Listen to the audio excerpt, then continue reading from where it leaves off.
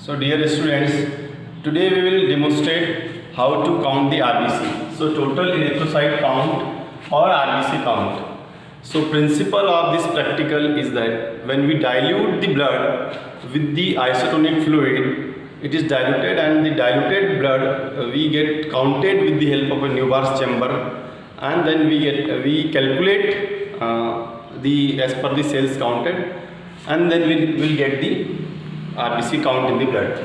So the diluting fluid may be the isotonic fluid, which may be 0.9% NaCl, or Hayms fluid or Toyson's fluid. All these are isotonic fluid. So they keep the cell size constant and they are used to dilute the blood for the RBC count. Then the requirement of the practicals. The requirement for the RBC count. So the requirements are the diluting fluid. So this is the Hayms fluid. We can use Toyson's fluid or normal saline 0.9% NaCl. We need the blood sample having anticoagulant added in it, and we need the RBC diluting pipette. So this is having marking of 0.5 and 101. So we will take blood up to 0.5 mark and diluting fluid up to 101 to dilute the blood. Then we require watch glass.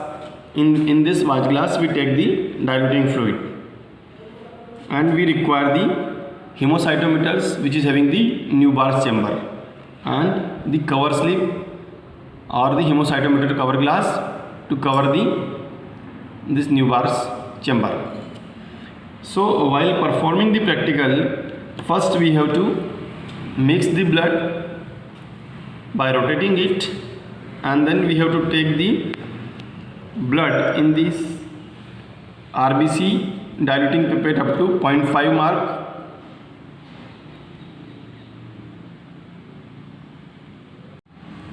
So we have taken the blood up to 0.5 mark, and we have to wipe out the extra blood outside the pipette. So we have wipe out. Now the blood is up to 0.5 mark. Now we will take the diluting fluid up to 101. So it is 200 times diluted.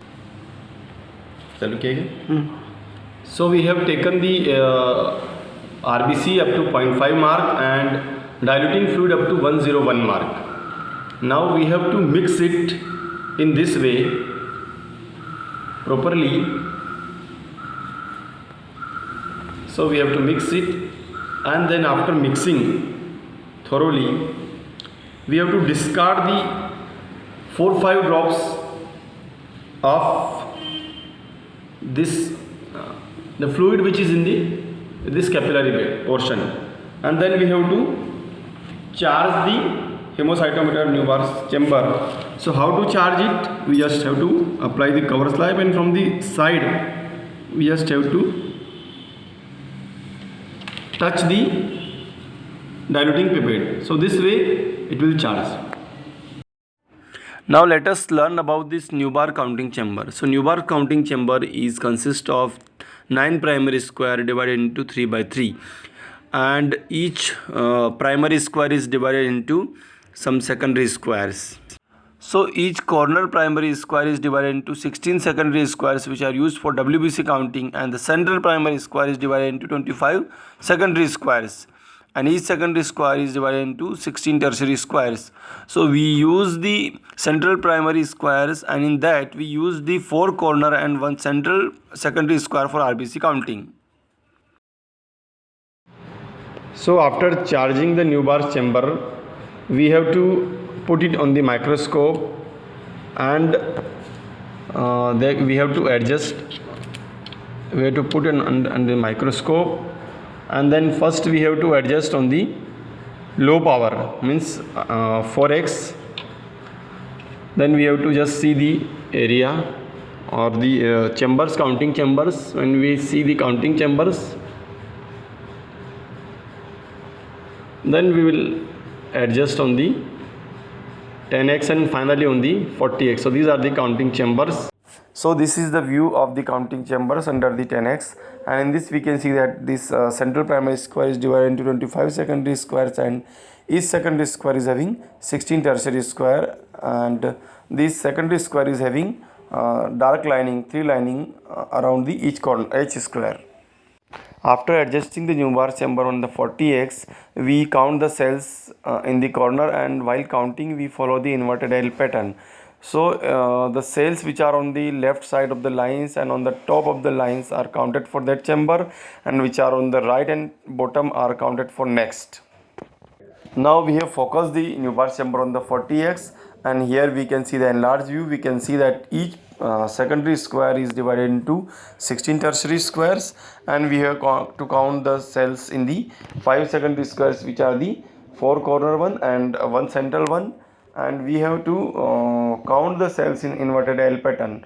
So we have to count the cells which are even present on the lines on the left side and on the top of the corner or the top of the chamber for that square only, and the cells are which are on the bottom line and on the right one which are counted for the next chamber, so that there should not be any repetition. So this way we have to count the cells in all 5 secondary squares. So while counting the RBCs in the RBC counting chambers, we have to draw the chambers on the paper. So this is the left top having 16 tertiary squares, right top, central, left bottom and right bottom. So we have to count the number of cells which are looking on the here in every tertiary square. So for example, 7 cells are visible in the left corner, then 5, then 7. So likewise you have to count in inverted L pattern. So the cells which are available or which are present on the linings on the left side and on the bottom side, so that will be counted for that chamber or that square.